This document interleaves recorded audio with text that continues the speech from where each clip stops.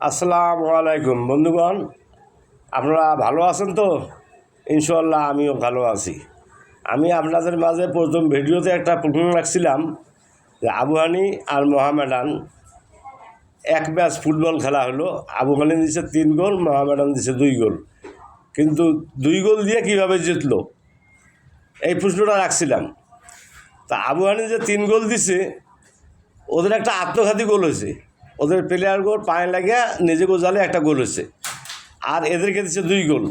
তাহলে যে গোলটা আত্মঘাতী হলো সেই গোলটা কে পেল? মোহামেডান পেল। এই জন্য মোহামেডান 2 গোল দিয়ে জিতলো আর আবু হানি 3 গোল দিয়ে হেরে গেল। এটাই হলো সঠিক উত্তর। আমার এই ভিডিও আপনাদের যদি ভালো লাগে, পছন্দ হয়, তাহলে আপনারা একটা শেয়ার দিবেন, একটা লাইক দিবেন, একটা কমেন্ট করবেন, একটা ফলো দিবেন।